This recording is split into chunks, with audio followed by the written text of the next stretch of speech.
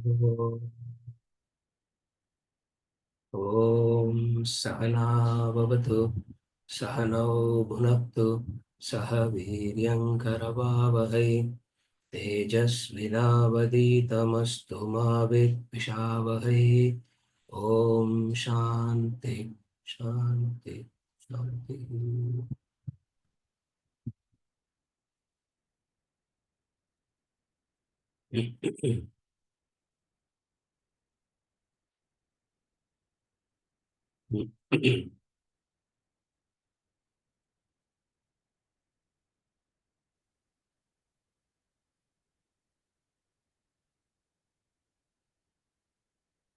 अर्जुन उवाच एवं सततयुक्ता ये भक्ताः स्वां पर्युपासते ये चाप्यक्षरमव्यक्तम् तेषां के योगवित्तमाः।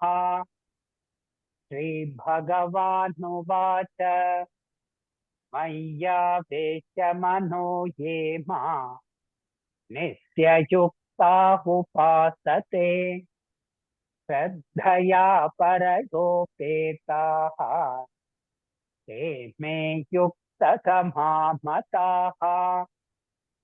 ये त्वक्षरमनिर्देश्यम् अव्यक्तं पर्युपासते सर्वत्र गमचिन्त्यं च कूटस्थमचलं ध्रुवम् सन्नियं येन्द्रियग्रामम् सर्वत्र समबुद्धयः ते प्राप्नुवन्ति मामेव सर्वभूतहिते रताः।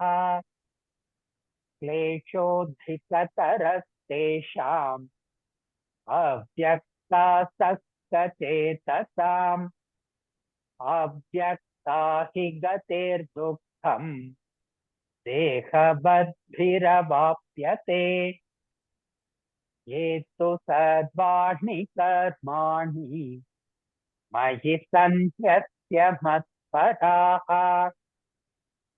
अनन्येनैव योगेन मां ध्यायन्त उपासते तेषामहं समुद्धर्ता मृत्युसंसारसागरात् भवामि न चिरात् पार्थ मय्यावेशितचेतसाम् मय्येव मन आधत्स्व मयि बुद्धिं निवेशय निवसिष्यसि मय्येव अथ ऊर्ध्वं न संशयः।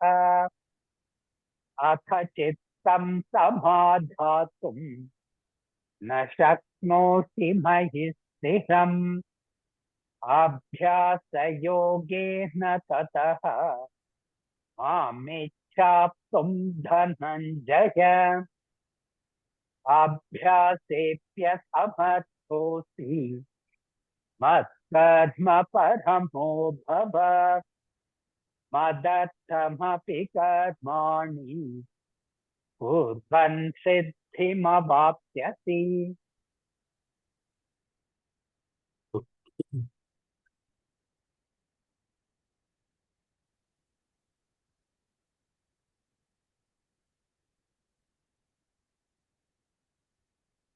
Clarification.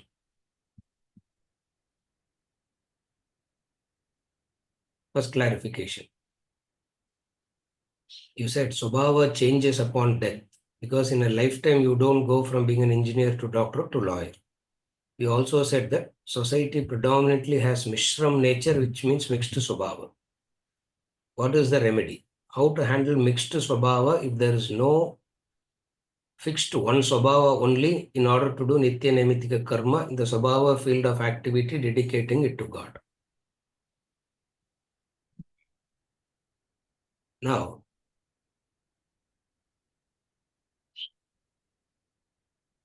how to handle mixed Swabhava?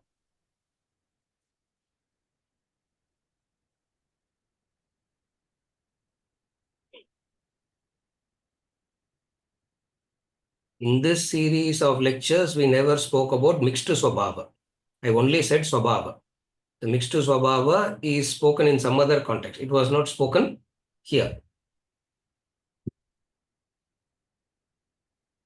But since the reference is brought, I'll briefly explain. I will not go into the full details of it because in some other context only we can go.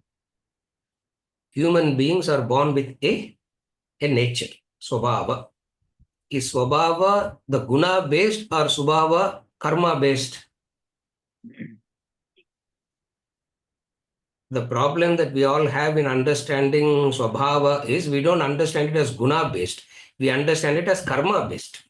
It is not karma based. It is guna based.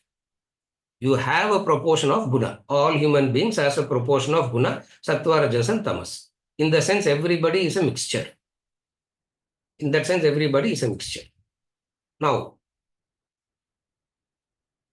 the goal of life is what? Remove certain aspects of tamas, keep one aspect of rajas alive, and evolve into sattva as much as possible is the goal of life. To do this, we need to do an activity. I can't simply sit and think and think and think and keep hearing discourses and sitting in my brain itself. I can't operate all this and change my guna proportion. I can't keep thinking about my guna proportion in my brain and change it. It doesn't work that way. It changes only through activity. Therefore, activity becomes very critical. Which activity will be comfortable? The swabhava, which is the mixed nature itself, will drive you to a field of activity. How to find swabhava, what your swabhava andal is not discussed here. It is assumed that you know your swabhava. It is assumed that you know all this and then we continue. Are you able to follow?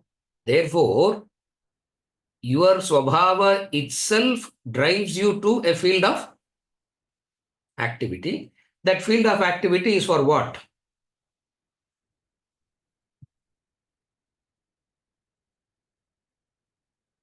As I said in the beginning, the field of activity itself is for what? Is to remove certain aspects of tamoguna.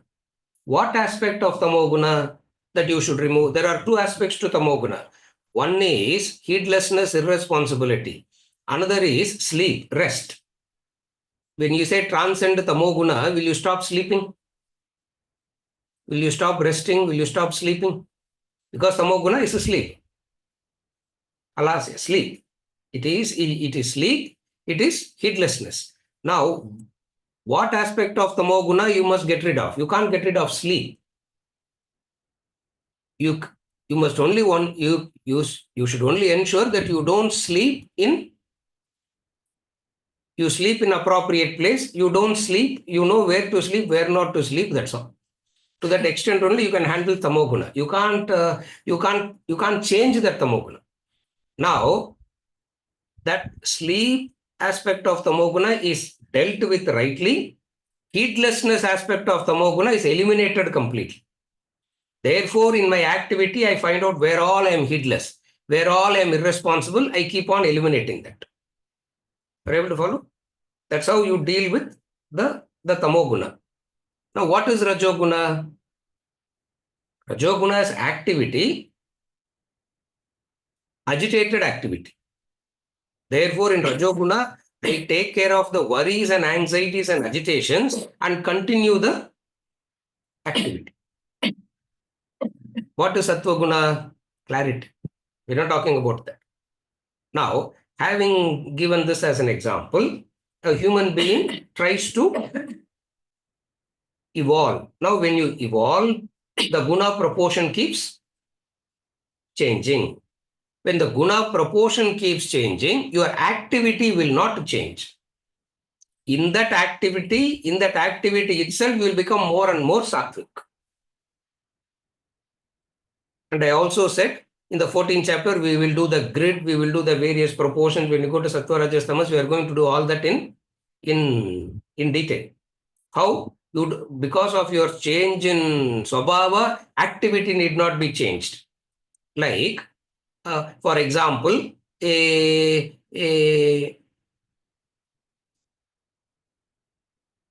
A Vaishya Brahmana will become a Vaishya Brahmana will become Brahmana. A Vaishya will become a Brahmana Vaishya. I'm not going into the details now. All that we'll do when we go there. In the 14th chapter, 16th chapter, 17th chapter, we have enough time to do all that. Now, what it means is that guna proportion will help you into a field of activity. Evolution should happen not from activity to activity. Evolution is in the given activity, the guna proportion keeps on changing. That's all. Mixed swabhava means what? Very few people have only one thing in life. Everybody will have a few things to do in life. Very few people will have only one thing. It's impossible for any. And if anybody has only one thing to do in life, that person will be doing that. No conflict, no confusion. They will not even come and sit in a classroom like this. They are so clear, they are so convinced, just that one thing, and they'll go on. Now, that is all very theoretical. It doesn't happen like that. Because human beings have mixed swabhava. So, mixed swabhava means your predominant field of activity you attend to. You have to attend to your predominant field of activity, and whatever the other swabhavas are, proportionate. Little bit here and there, you have to keep proportioning. That's all. In the modern day language, what they call as profession and hobby. One is your profession, and another is your hobby, isn't it? For somebody, mountaineering is an hobby. For somebody, mountaineering is their bread and butter. Are you able to follow? Now, why this person go for mountaineering even though that's not his thing? Because that nature also she has. Therefore, whatsoever is pressing, remember this, whatsoever is pressing, you will be drawn into that activity. You don't have to sit and choose. The swabhava will, swabhavastu pravartate, he has said already. Your swabhava will drive you, Arjuna. You really don't have to sit and make a choice and all here. Your swabhava will automatically drive you. Are you able to follow?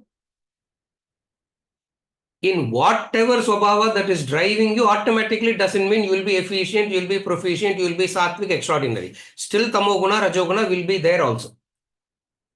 Are you able to follow? Just because you are naturally attracted to it doesn't mean you will be automatically proficient, efficient, the best. You will have clarity on everything. You don't need to learn anything. No, still there, tamas will be there, still there, rajas will be there. We need to overcome all that. Follow what I'm saying? Therefore, swabhavastu pravartate. Swabhavastu pravartate means it will just pull you into it. Pull you into it. The distinction is this. The distinction is this.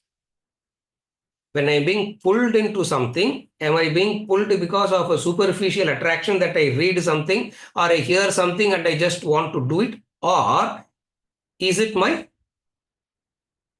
swabhava? Those conflicts we will have only at 15. At 40 and 50 and 80, this conflict will never come.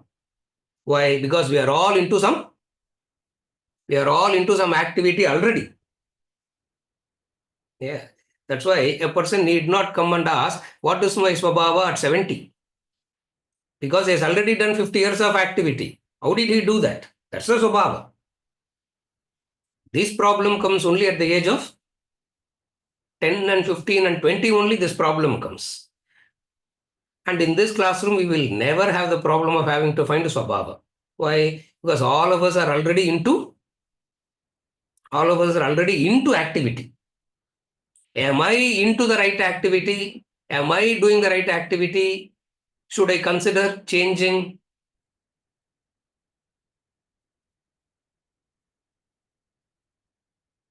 Or I have decided to change? It means you are just getting carried away by what you are hearing, unconnected to your swabhava. You are just getting carried away. Are you able to follow? It means you are just getting carried away by what you heard, unconnected to your swabhava it is. Therefore, to do your Nitya Naimittika karma, mixed Swabhava and Nitya Naimittika karma has no connection at all. Nitya Naimittika karma has to be done in your field of Swabhava karma. And what is the Swabhava karma? The three guna proportions and how each and every guna will be directing you to that. 14th chapter ஆரம்பிச்சு 18th chapter 44, 45, 46 தான் he concludes. Brahma karma subhavajam, kshatram karma subhavajam. He goes on saying that. Where he started in chapter 14, he gives the list of subhava only in the 18. Now we want to do ulta. We want to hear the list first. Because if I hear the list, I can easily get into that activity. Are you able to follow? It doesn't work that way. Next clarification. You say human beings are personality worshippers and therefore idol worshippers. You also state that individuals are also ideal worshippers because we are garlanding the ideal, the father, not the paper, subjective. So, are human beings idol worshippers or ideal worshippers? Because we say both. Mati பேசினே இருக்காதீங்க, she's saying. Have a clear. Outside the classroom also, you blabber. In the class also, at least you all hear me blabbering only in the classroom, isn't it? Soumitra, she can hear me blabbering 24/7. So she is saying, why are you blabbering like that? Say that very clearly. Human beings are ideal worshippers. That's the theorem. That ideal will be represented through a personality. Some point in time, the mistake is the personality will take over, the ideal will be forgotten. That's where the problem comes.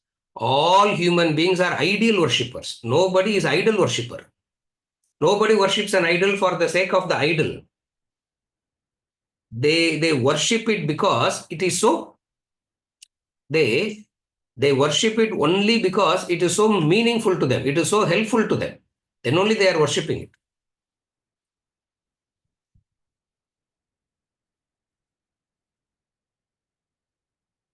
The subtle is taken and put into gross. That is the idol and the ideal.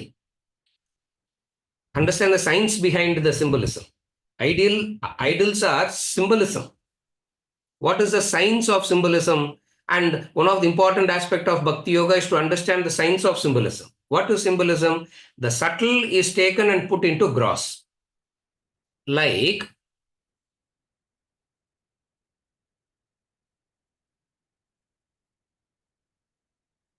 I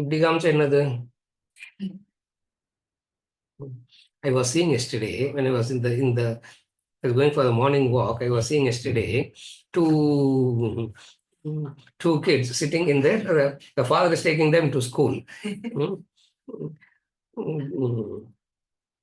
From the car, they stuck their head out and they showed like this. And I'm seeing, who are they showing it to? And the mother from the 15th floor is showing like this. What is this? I don't know whether I'm showing it rightly or not. Am I showing it rightly? Okay. What is that?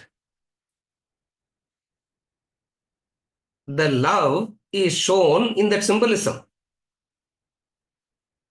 The love is what you want to express, which is the ideal, and the heart is the symbolic representation of it. Are you able to follow? If you understand the science of symbolism, you will not, when this is shown, only that person receives it. For rest of it, don't even understand what is happening. Are you able to follow? When that heart is shown, who receives it? I didn't receive anything. The security didn't receive anything. Only that mother received it. In the eyes of others, it is a ritual, a idol. In the eyes of the mother, it's love. Are you able to follow? This is the science of symbolism. So what we do, and we are all,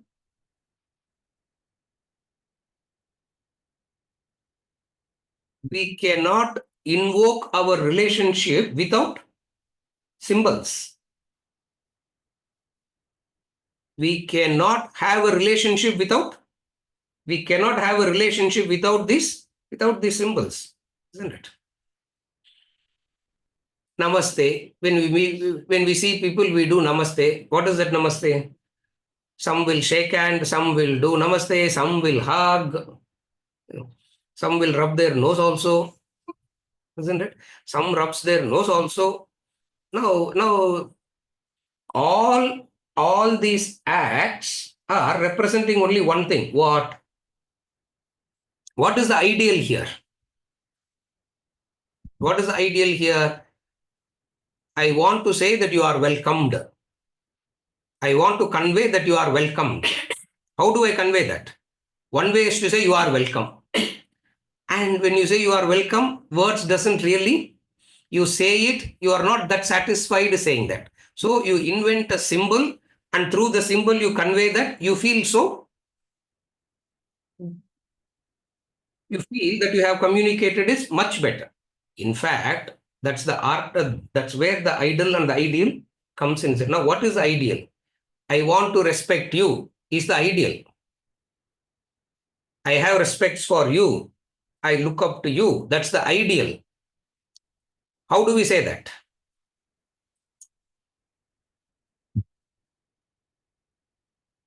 How do we say that? How do we express that you have respects, regards? You do namaskar, you do prostration.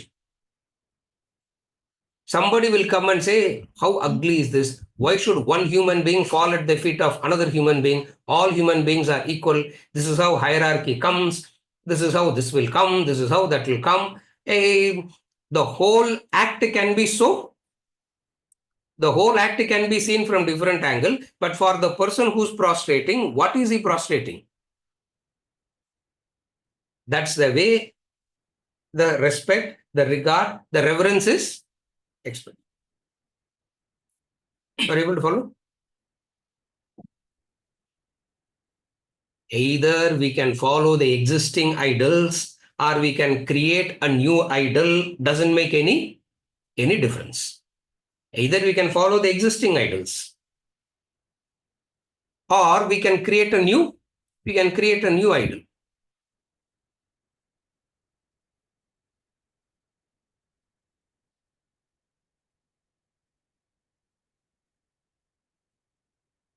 Nevertheless, we cannot live without them. Are you able to follow? Therefore, are human beings idol worshippers or ideal worshippers? No human being is idol worshipper. All human beings are ideal worshippers only. Whatsoever you worship, it is, and also you pointed out that word subjective. It is subjective, it is meaningful only to that person. To the rest, it may not look meaningful. To the rest, it may look absurd. To the rest, it may look superstitious. Are you able to follow? But to that person, it is extremely meaningful. Why? Because that is how they express their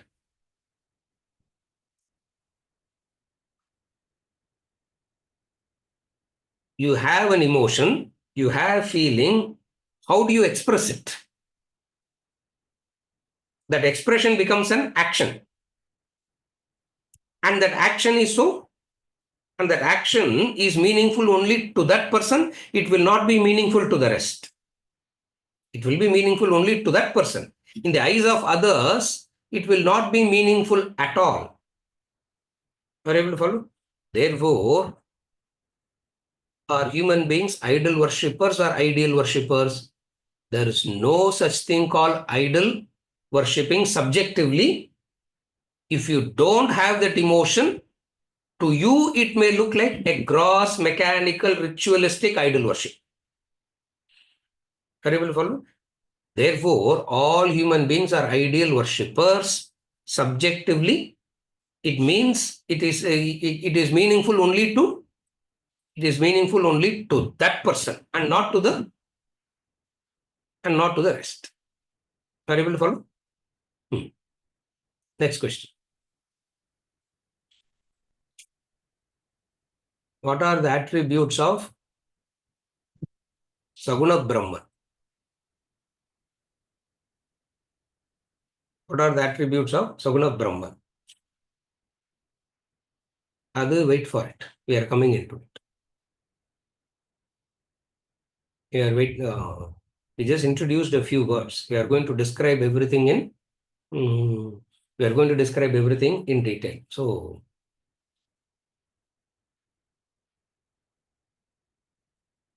we'll take it up. It will come.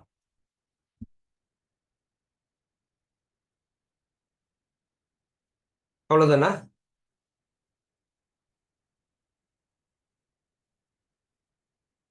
Now, we are introducing into chapter 12. We are studying the introduction to... There is a clarification posted by Mohan. Oh, clarification posted. By the time I locate it, where is it posted? I can't see any post.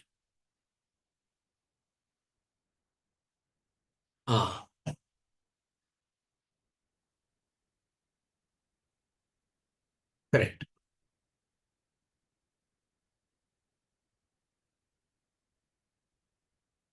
Question related to Prasada Buddhi by Mohan. During pain, why am I not able to take it as Prasada Buddhi? I am still enduring pain. Similarly, pleasure also. This pleasure and pain, I am not able to get rid of mentally as well as physically. Kindly clarify. Mohan. During pain, why am I not able to take it as Prasada Buddhi? I am still enduring pain. Similarly, pleasure also. This pleasure and pain I am not able to get rid of mentally as well as physically. Kindly clarify. Mohan, this is not only your problem, this is a universal problem. Nobody can take more than the pain, the fear of pain. The pain is going to come is more scary than the actual pain. Number one. Number two, little bit of pain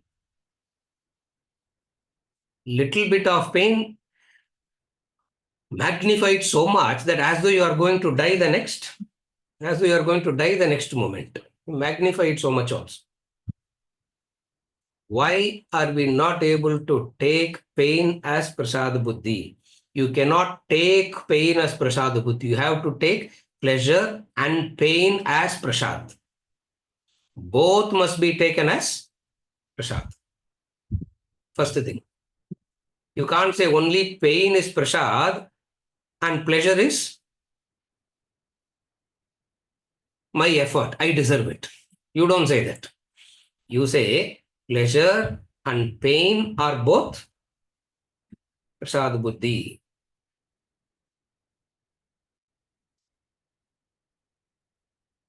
Why are we not able to endure pain? Because we are thinking we have a very deep... The tamoguna in the human society is impenetrable nowadays. The tamoguna in the society is so impenetrable because pain is seen as inimical to life. Pain is not seen as part of life.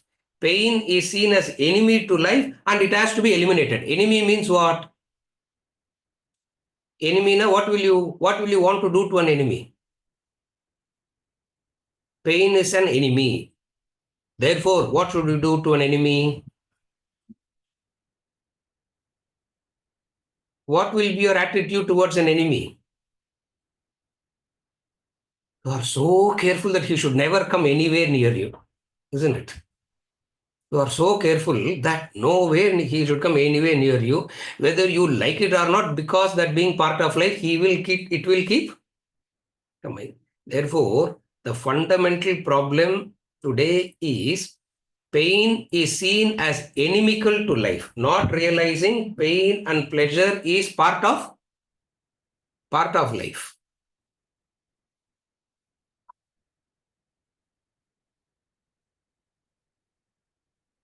Take the other species. Take the other species. It's so easy to understand.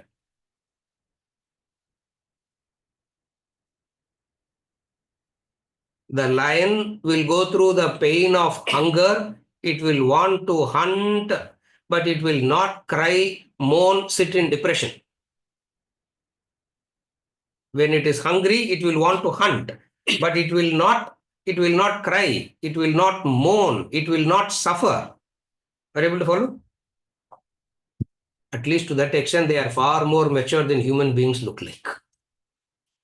At least they are far more better than a human being. Looks like that. Because they are able to maintain their equanimity amidst pleasure and pain. Human being has a weird notion of life. Very tamasic, very absurd, very delusive. What is it? Pain at all cost, pain has to be removed and pleasure has to be kept. Multiplied pleasure must be kept, not only ordinary pleasure, multiplied pleasure. Yeah. Are you able to follow? Pleasure and pain is the reality of life and one has to live with it. That one has to live with it takes a lot of maturity to do that. Therefore, as an interim step, we say, this pleasure and pain is blessed by God and given to me. When anything given by God to you, it's for your benefit. That's where Prasada Buddhi comes. Prasada Buddhi means what? If it is given to you by God, it is for your benefit only. But then your ego will not accept. How can pain be beneficial, sir? How can loss be beneficial, sir? Okay. You must also have a profit. Your customer also must have a profit now. Win-win. That's what we call as win-win situation for everybody, sir. There is no win-win everybody. One win and another loses, and the end both will lose. That's all. Where is the problem? The law of life is very clear. There is no win-win. There is a winner, there is a loser. And then the winner becomes loser, the loser becomes winner. Life is very, very straightforward, simple and clear. No complications at all. The human beings have complicated it because of this misunderstanding. What is a misunderstanding? Pain is enemy to life. Death is inimical to life. Only to your attachments. Rest of them dying, you want the others to die. You know that? Death is inimical only to those who are attached, you are attached to. Rest of them dies will make absolutely no difference to you. If you say death is inimical, you should pray, nobody should die. Correct? Can you do that prayer? Nobody should die. What will happen? No, sir. Others and all dying, I'll go for funeral. I will give them respect. I will garland. Everything I'll do, sir. But people around me, that 2-3 that I'm attached to, should not. How is that 2-3 dying becomes Prasada Buddhi? And them dying is part of life. Mohan, you understand now? Human beings are suffering because of this double standard. The human beings suffer because of this double standard. We suffer. We don't suffer we suffer only because of this double standards.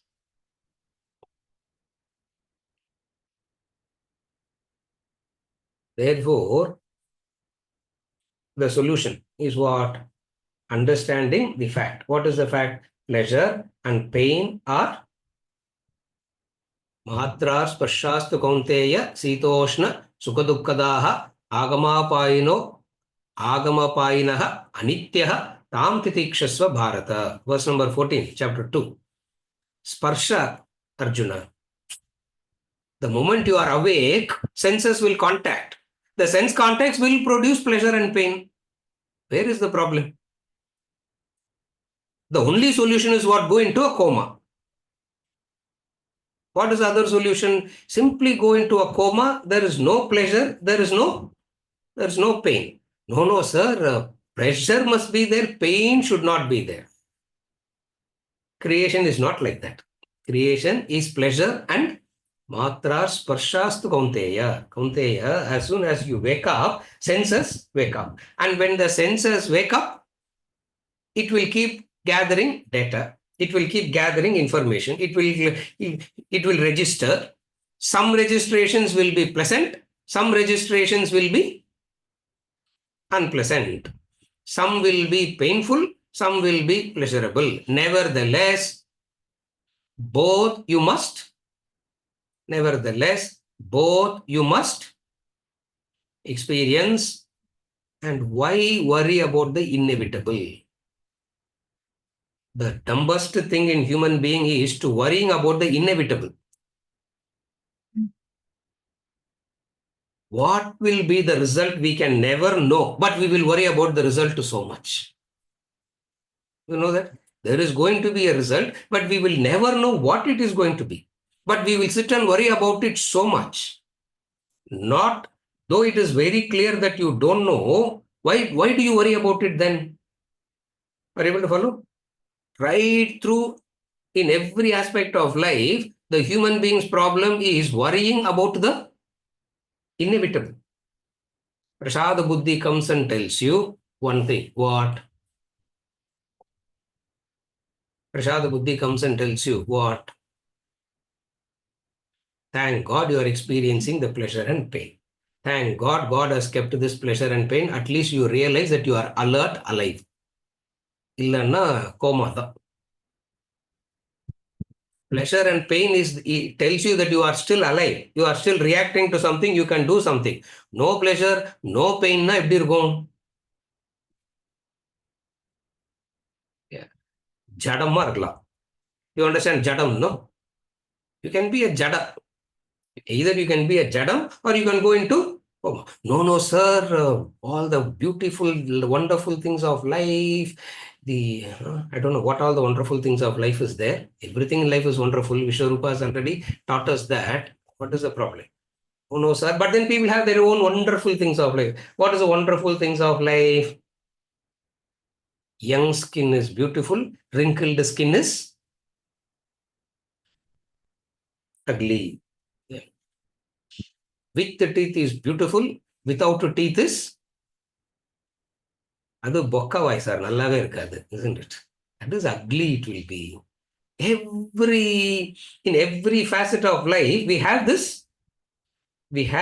this expectation which is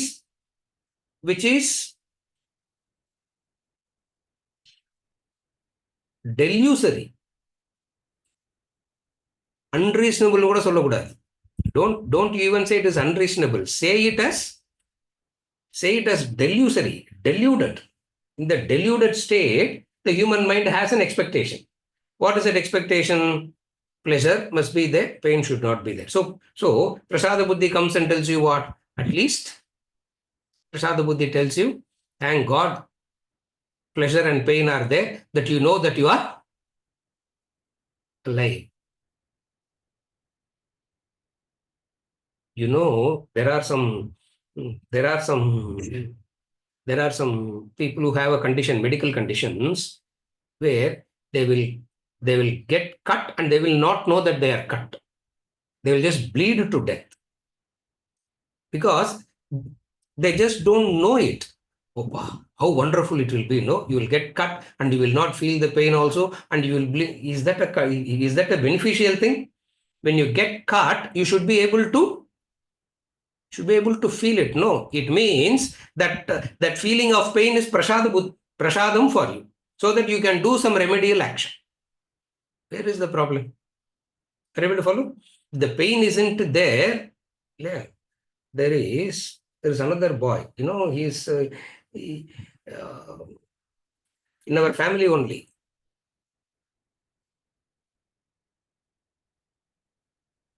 In the last, I don't know, 30 years, he would have had about 50 fractures.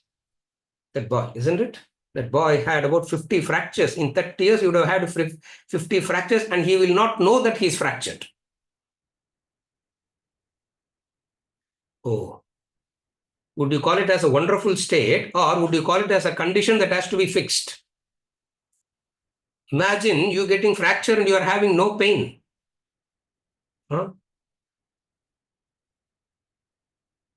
Only when the hand is hanging loose, they will know that there is a fracture.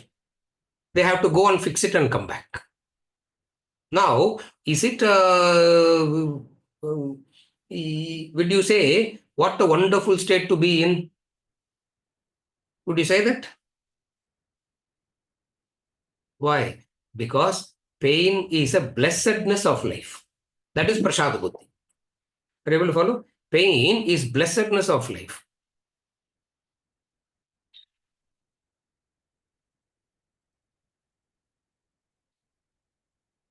Otherwise, correction can never happen. Therefore, pain is understood as prasada buddhi from this angle. சரியா? It is prasada buddhi only. All pain is prasad. Because it wakes you up to take some remedial corrective action.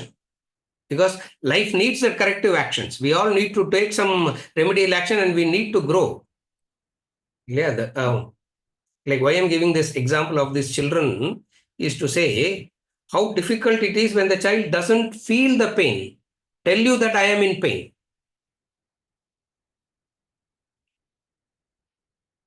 Will you say the child has conquered pain, or will you want to treat that condition? You will want to treat that condition, isn't it? Even hunger. 3 days. If my daughter is not feeling hungry, I will not throw a party and say my daughter has conquered hunger. I will immediately rush her to I will immediately rush. Why? Because the pain of hunger must be felt. Life moves in that opposites. Therefore, we don't see it as inimical at all. We see it as pressure. Now, I gave examples of physical pain. Same thing. Emotional pain also. Same thing. Emotional pain. All the solution is the same. சரியா? Anymore? அவ்வளவுதானே? அப்பாடா. 12th chapter. Bhakti Yoga. Mohan, are you okay?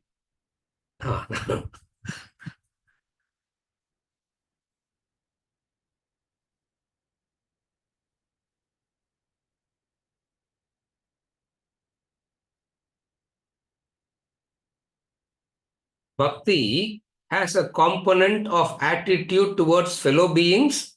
Bhakti has a component of God. Bhakti has two aspects. One is the attitude that we have towards the fellow beings is one aspect of Bhakti. God is another aspect of Bhakti. One cannot be substituted for the other. Both must go together. There should be a God and the right attitude towards the fellow beings. Both together is called Bhakti Yoga. Invariably, what happens is one set of people will talk about attitude towards fellow beings alone is enough. Another set of people will talk about idol and associated things with the idol alone is enough. It's like saying right hand alone is enough, left hand alone is enough. Both must go together. That is Bhakti Yoga. Therefore, the idol and everything that goes along with the idol, etc., is very, very important. Also, equally important is attitude towards fellow beings, fellow creatures. Till now, the Ishvara Swarupam, the nature of God, has been described till now.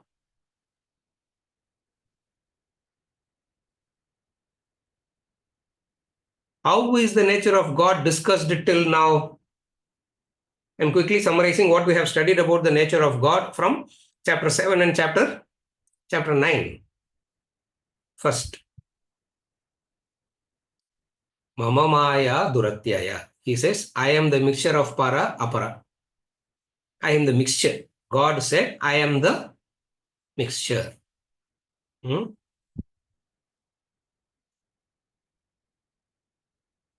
If anybody here is a Shankaracharya, please forgive us for a while, because we don't talk Shankaracharya level. We talk at a very, I don't know, whatever that level is. No, no, sir, we only believe in Advaitam. We don't believe in these things. I am a follower of Advaita only. Yeah. Nothing சொல்றது. Nothing can be. I'm the follower of Advaita, sir, but I can't stand people around me. Yeah. I can't tolerate injustice in this world, sir. But I'm a follower of Advaita. I said, say that again. So many people tell me, I firmly believe in Advaita, sir. Okay. Do you believe there is injustice in this? Immediately I ask them, do you believe there is injustice in this world? Oh, yes, sir. I can't stand that. Forget it.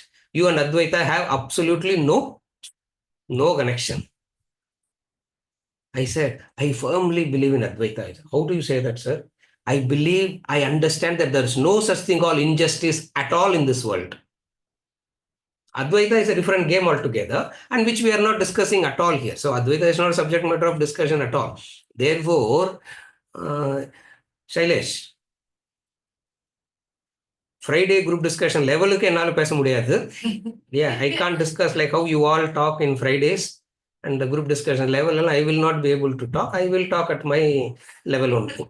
In chapter 7 and chapter 9, what did he speak? First thing, God is a mixture of para and apara. Number one, that's the first nature. Which verse and all, do some homework and find out. Chapter 7, chapter 9. We have done so much of it. Second thing, nature of God is God alone is the Srishti Sthiti Laya Karana of the world, meaning the creator, the preserver, the destroyer. That also we have studied. The third important factor, which is where Arjuna got hooked on to that. Thank God Arjuna got hooked on to that. We got Vibhuti Yoga and Vishwarupa Darshana Yoga. What is it? The third important feature being God being the cause, God alone manifest as the entire world. In the third thing, Arjuna got stuck in the third thing. First two, he didn't even hear, because we all know it already, sir. God is the creator, God is the destroyer, where is the problem? But then when he introduced the third thing, the third important feature, God being the cause, God alone manifests as the entire world. Therefore, the world is the manifestation of God. The fourth, God is the cause and world is the effect. God is the cause and world is the effect. If we say God is the cause and world is the effect, God has independent existence, world has dependent existence. Again, I repeat. God is the cause and world is the effect. Ornament has dependent existence on gold. Gold is not dependent upon an ornament, nama, rupa, shape and size to exist. Are you able to follow? This is the nature of God. Having said all this, he also went into discussions about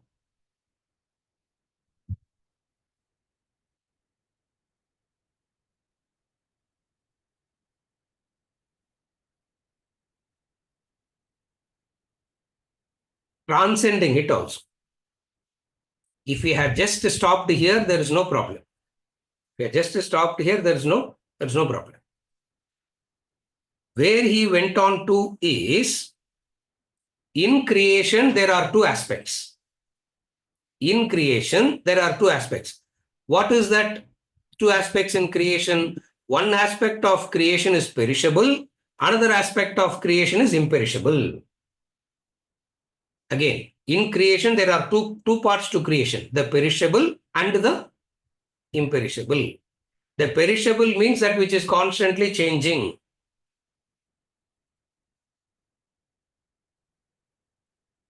Perishable means that which is constantly changing, not vanishing, disappearing. Remember, change means not disappearance, not becoming nothing. It is perishable, it is unpredictable, it is uncontrollable, it is unsustainable.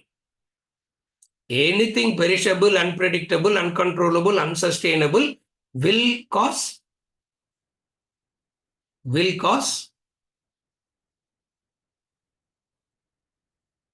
pain and misery. Therefore, in bhakti, you are trying to attune to the, in bhakti yoga, what are you trying to do? In bhakti yoga, you are trying to attune to the attention from the perishable, you are shifting your attention to the imperishable. That imperishable, you are giving it a form called God. That imperishable, you are giving it a form called God, and you give it a murti also. You give it a form, murti. Again, that murti is various types. I'm not going into those details. Somewhere we will discuss that also. Again, the murti can be a human creation as in an idol, or just a stone, any stone of any shape, any size. When God is of any stone, a stone, any shape, any size, that's called Swayambhu. When you sit and carve a statue, that becomes the deity. Are you able to follow? That's why you go to some temples, there will be two type of idols in the temples. In some temples, they will say this God is Swayambhu. You go and see Swayambhu, nothing will be there. One stone will be there, that's all, just a stone. In that stone, you see a God. Are you able to follow? Another is you have a form of God like Ganesha, and you carve a statue of Ganesha and worship that also. So either way, we create this thing, we create a form God as a symbolic representation of, we create this God as a symbolic representation of the imperishable aspect of life. Because it is very difficult to directly worship and remember the imperishable. Why? As I said in the beginning, human beings need idols, human beings need reminders. And when we develop this idol, that idol is a representative of the imperishable God.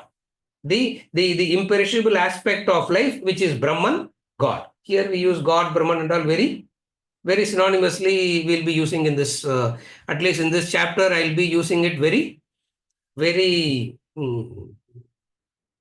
very synonymously. In order to develop an affinity, carefully follow now. This is where bhakti becomes very important. The practices of bhakti, as in the puja, the worship, the rituals, etc., becomes very meaningful only because in order to remember something, a continuous association is necessary. Again, continuous association is necessary to remember. Correct?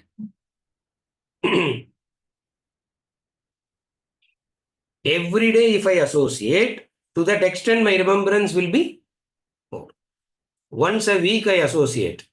Once a month, I associate. Once a year, I associate. What will be the memory? What will be my remembrance? It will be very, very poor. Therefore, what we did, we got an idol which represents the imperishable, and you should remember it. And you should continuously remember it. And remembrance can happen.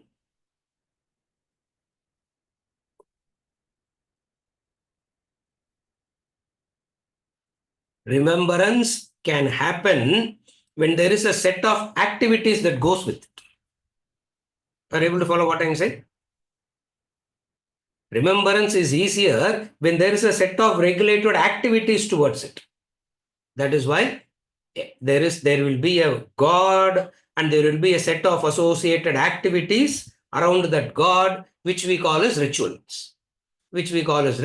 Prayers, worship, etc. Now, if I don't do any of that, I can never remember the imperishable.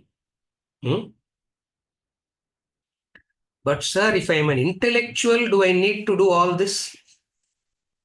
But I am an intellectual, sir. Do I need to do all this? You have kutarka. You are not intellectual. You are just being kutarka, that's all. Kutarka can misunderstand themselves to be intellectuals. In fact, most of the time, the kutarka type of people misunderstand themselves to be very intellectuals, and they have a pride also. Yeah.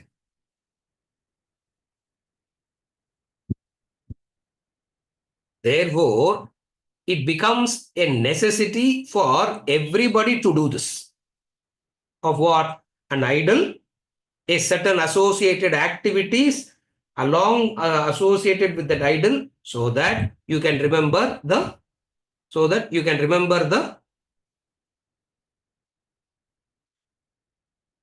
imperishable. The idea is you must develop a relationship with God.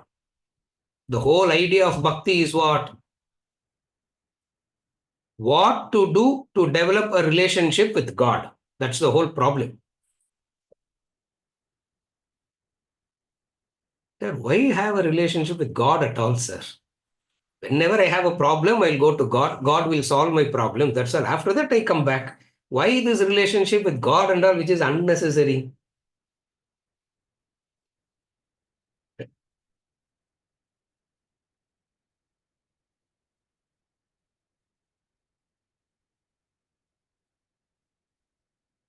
God should protect me. Job of God I have dedicated very clearly, just as I delegate jobs to everybody. No. So I have delegated a job to God also. What should God do? What should God do? Take care of me and mine. Give suffering to the rest. Yeah. Give suffering to the rest. Take care of me and mine and give suffering to the rest. அவங்கெல்லாம் எப்படி sir நல்லா இருக்கிறாங்க? People ask, no? How can they be happy and prosperous, sir? Hey, what's wrong? Why can't they be happy and prosperous? God is taking care of them. No, how can they be so? It means I have delegated what God should also do, isn't it? So God should take care of me and God should not take care of. I have that list also, isn't it? Weird association with God. Here, there is no God at all. It is only association with ego. And God is seen as a tool to nourish the ego, nurture the ego. That's all. There's no God here. Now, what is relationship with God in the true sense means? Relationship with God in the true sense becomes meaningful for the one who wants to dilute their ego, eliminate the ego. Remember that.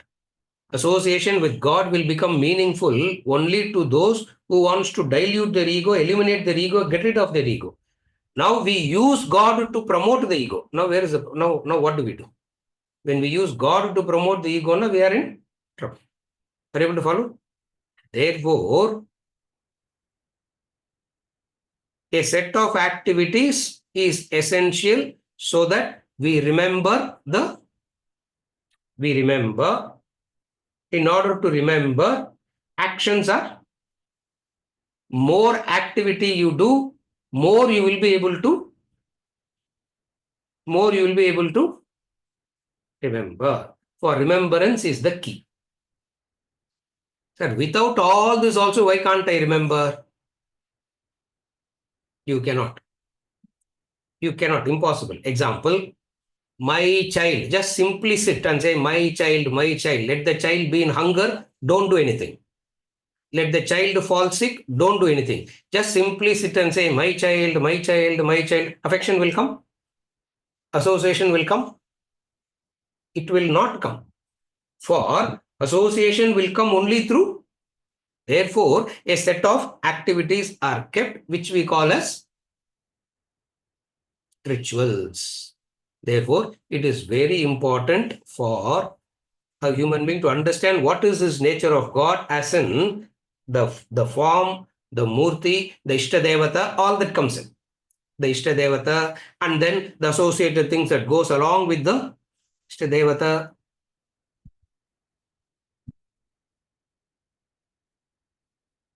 Every generation, ego says, we will disregard the old ritual and we'll invent a new ritual. Avladhan ego.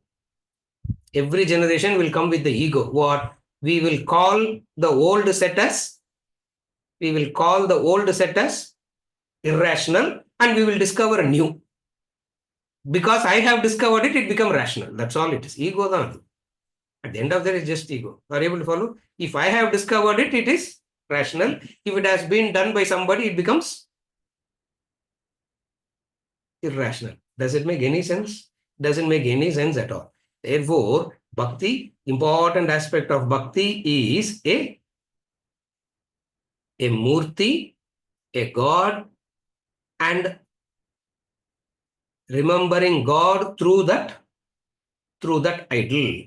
Once you start remembering God through that idol, you straight away become ideal worshipper. You are not an idol worshipper at all, because straight away you have become an ideal worshipper. That is why bhakti will never make you an idol worshipper. Bhakti always makes you the ideal worshipper. Number two, why do you have to remember? Why do you have to develop an association with God? If you don't have an association with God, you will have an association with ego. You have only two possibilities: either associate with ego or associate with the divine. You can't mix and match. ரெண்டுத்தையும் மிக்சரா use பண்ணிக்கிறேன் sir. You can't do me. Either you associate with the divine or you associate with the ego. These are the two possibilities. Now, for me to associate with the divine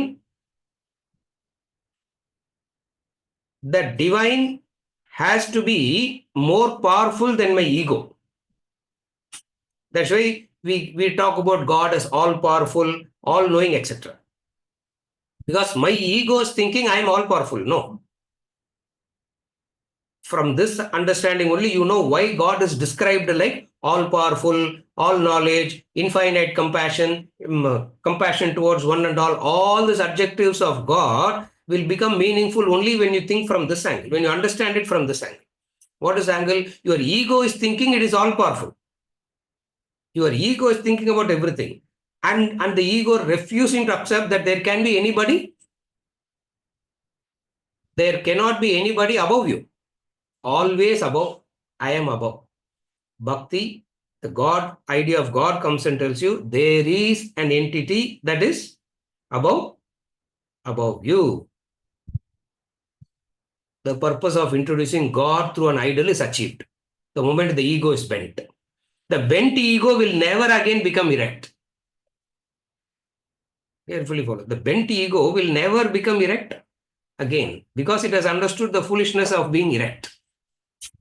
Because it has understood the foolishness of being erect, why it will want to become erect again? It will. Now, once this is achieved, what is it? The ego is thinking it is all powerful. The ego is thinking I do everything, isn't it? The ego is always thinking I am powerful. I have done this. I have done this. I have done this. Everybody in their head, like a mantra, they keep on repeating what all nobler things they have done in their life and how creation is not reciprocating at all. Isn't it? This is the madness going on in the head of all human beings. Every human being in their head think what all goodness I have done. This I have done, this I have done, this I have done, this I have done, this I have done. For all the goodness that I have done, where I should be. For all the goodness I have done, where I should be. That's our injustice.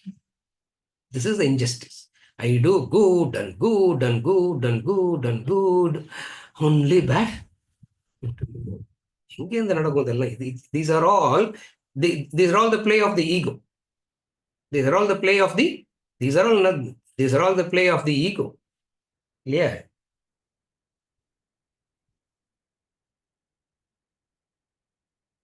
Ego is a very refined word. Yeah.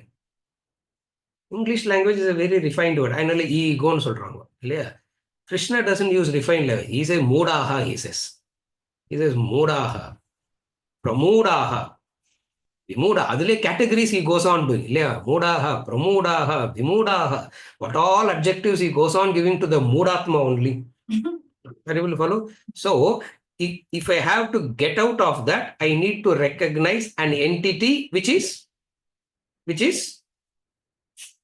all knowledgeable, which is all knowledge, which is all powerful, which is all compassion, which we generally call it infinite knowledge, infinite compassion, infinite. In comparison to what? The ego, what all the ego is attributing it to itself, it attributes it to the divine by saying, in comparison to that, I am irrelevant. In comparison to that, I am irrelevant. In comparison to that, I am irrelevant. Are you able to follow?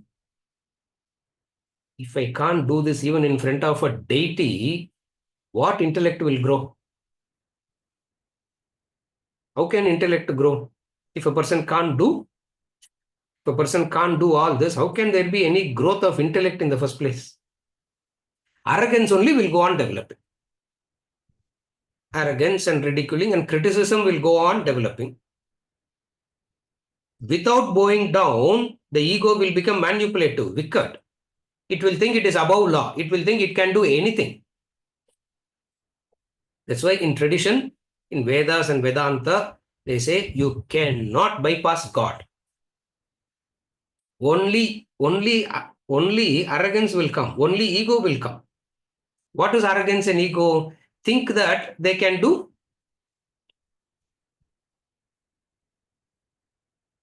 So many people asked me, sir, you are Vedanta teacher and you are also going to temple? I said, oh, I didn't know. In syllabus, I didn't know that Vedanta means you should not go to. Why? Because temple, who will go to temple? I don't know. Who will go. According to me, only devoted wise people will go to temple. Ignorant people will sit and criticize about it. That's all. That's my. Are you able to follow the difference? Bhakti becomes an important. So idol and attributing names to idol, etc., is an expression of your remembrance. That's why we have Sahasranama, isn't it? That's why we have 1,000 names. Now, how love, yeah. So much of love you have that you can say, oh, love. You know that? So many names you can say, yeah. And most of the names may not have any meaning also, doesn't matter, but it is beautiful. But it is so beautiful, it is so wonderful. By doing all that, the ego bends. The ego bends. What is the ego bending? There is a power that is, there is something beyond me. Up to chapter 6, Karma Yoga spoke about up to chapter 6, Karma Yoga is talking about your effort, made the arrogance, made the ego become more stronger. Even though he said about Nishkama Karma, even though he spoke about Yajna Karma, even though he said about Tadvidhi Pranipatena Pariprashnena Seve and all that, people will not hear all that. They will hear only what they want to hear. You know that? You will hear what you want to hear. You will not hear everything. Krishna knows that. Therefore, what he did, just to wake up Arjuna, he started this bhakti sequence. And it's a very important sequence because not only he heard Karma, not only Arjuna didn't hear Karma Yoga rightly, he heard it wrongly. So what he did, not only இப்போ கரெக்டாக கேட்கலன்னு கூட பரவாயில்ல இல்லையா, காது கேட்கலன்னு சொல்லிட்டு விட்டுறலாம். He is just deaf, he didn't understand. But then if he misunderstands it, he wants to correct that. Therefore, what he brought in, that's why from chapter 7 to chapter 12, the Bhakti Yoga is brought in to offset a few misunderstandings. And what is it? A God. God means with form.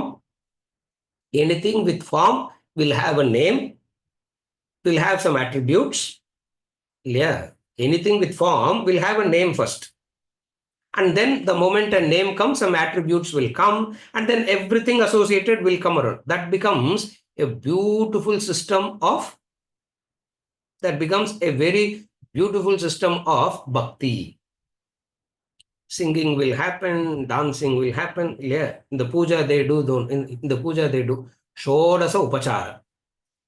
Yeah, ஒரு உபச்சாரமே பண்றது கிடையாது இல்லையா. Don't do all that. Vijayarangan அதெல்லாம் பண்ணாதீங்க. Yeah, Shodasa Upachara.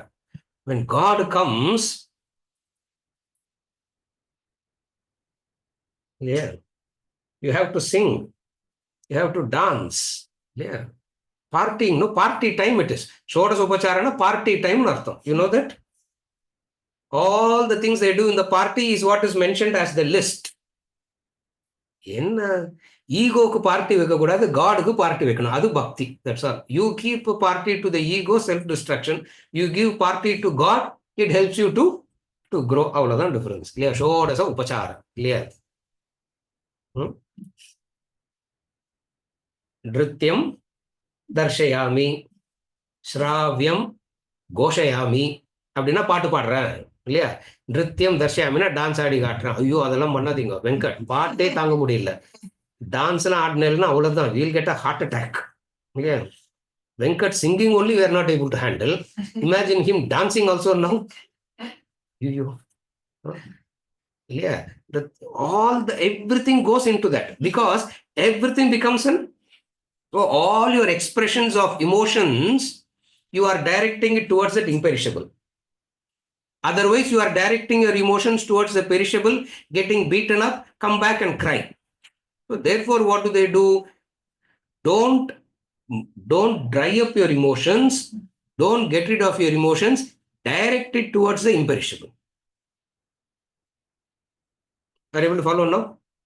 That is why we always say, when you develop a relationship, who is the best person with whom you can share your joys and sorrows? One perishable cannot share it with another perishable. So, therefore, to share your joys and sorrows, you need something that is imperishable. And that imperishable is God, a murti, a form, everything associated with it. I still remember that uncle. I'm still very much, I respect him so much. When others see him, they think, why this man is respecting so much? Yeah. He's still there in our village. He's the only person in the village still taking care of the temples and all that. I have seen him from childhood. He will come back from work.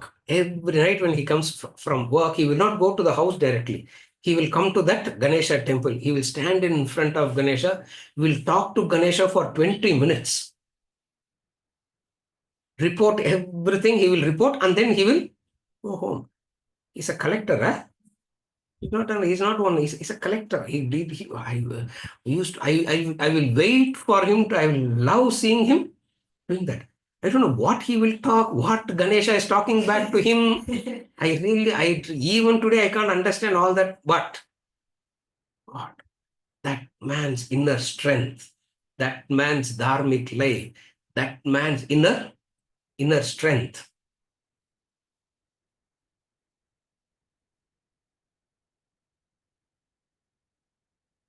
When his daughter, lost her husband,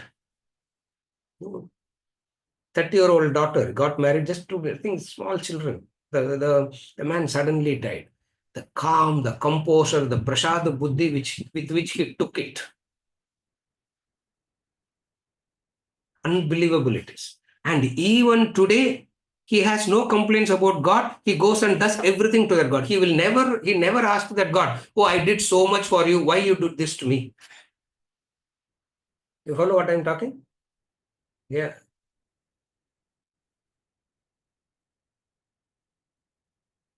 If I say the name, you will understand. Babu Mama. Oh God, I tell you, when you develop, this is what developing association, developing a relationship with God happens. Why? With this, we conclude for today. Remember this.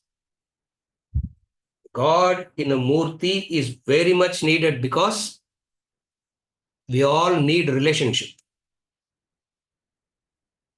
Human beings are not isolated entities. We need association. We need relationships, full stop. For no man, no human being can live as an isolated entity. We all need relationships. More relationships you have, that much meaningful your life is. What does relationship means? The ability to accommodate, the ability to love, the ability to care. That is relationship. No, sir. That's not the definition of relationship. Relationship means what? In the way that we understand Narayana. I will be the boss, you be my slave. Yeah. Whenever I will call you, come, pamper me. And then I'll say, I'm enough pampering. Done. Go. Other relationship. That is being egoistic. We all human beings need relationship. And we can have as many relationships as we like. We all need relationship, and that relationship must have a characteristic feature. What is a characteristic feature that relationship requires? We need at least one trusting, reliable, lasting relationship. We can have many relationships, but one relationship is very essential. What? One trusting, one reliable, one lasting relationship as we go through the ups and downs of life. As we go through the ups and downs of life, we need one relationship that keeps the mental health all right, so that I can go into the higher spiritual practices, sadhana, etc., and grow. Therefore, that relationship becomes very important. That one relationship becomes very important. The question is what? Who is the best person with whom we can do this? For which God comes in, for which Krishna comes and says, I am there. No. Immediately don't think of the personality Krishna. What it means is God, isn't it? Because that God is trusting, reliable, lasting, your affection, you are taking care, you are doing things to that God is extraordinarily beautiful. As a culture in this country, we had the tallest building in the town should be the temple. No building should outgrow the size of the temple Gopura. It's all, yeah. Human ego is shooting into Mars, and I don't know where all it is shooting into. Even the king will not build a palace bigger than the temple. The king also will have a normal house only, which will deteriorate faster. But the temple will last. That's the relationship. We all, again, remember why our relationship with God is extremely important. With any other fellow human being, you can have a temporary trust, a temporary reliability. With any other human being, you can only have a temporary trust, a temporary reliability. Why? Why? They have their own nama rupa guna. Some you like, some you don't like, some are acceptable, some are not acceptable, some are pleasant, some are unpleasant. Therefore, you can never have a ever trusting, ever reliable relationship with fellow human beings. Therefore, it's two-way, yeah? It's two ways.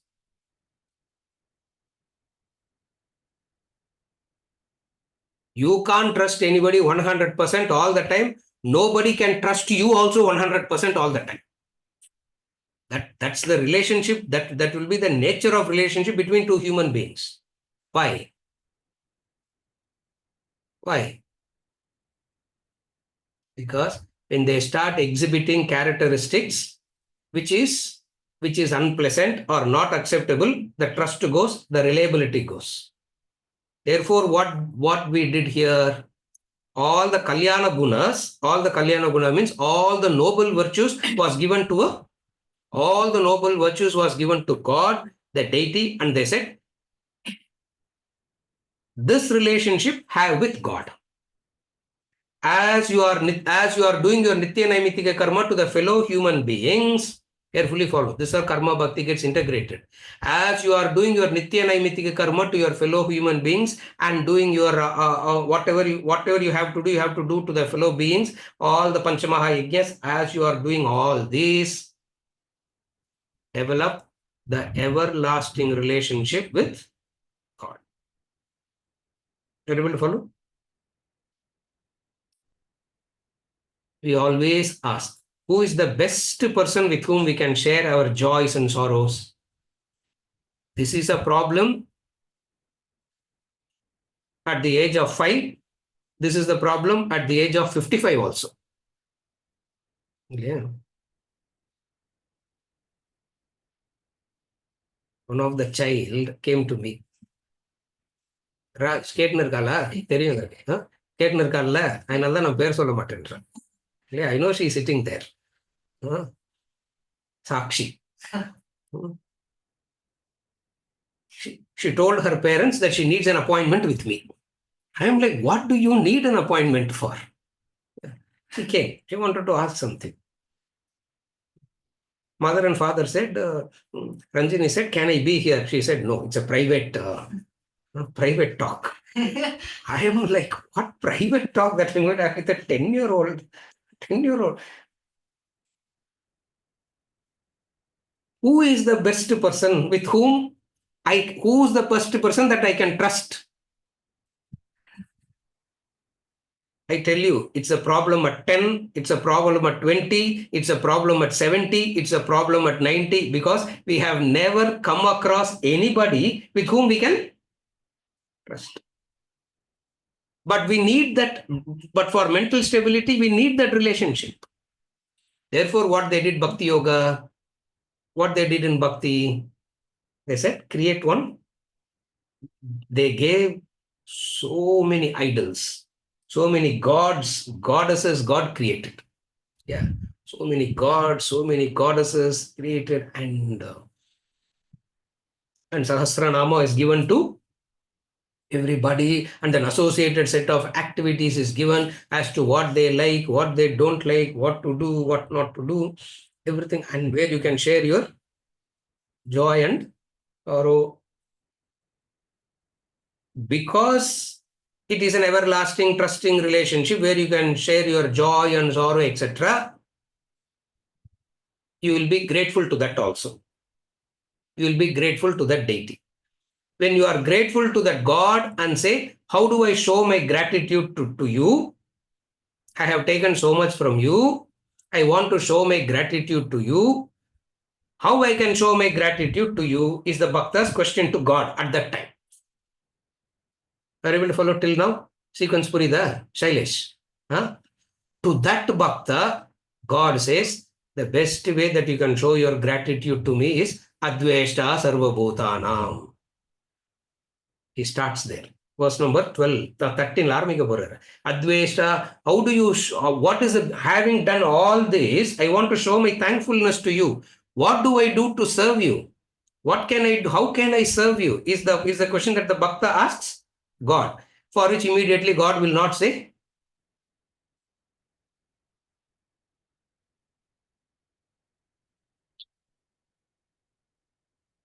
அது என்ன T-shirt அது?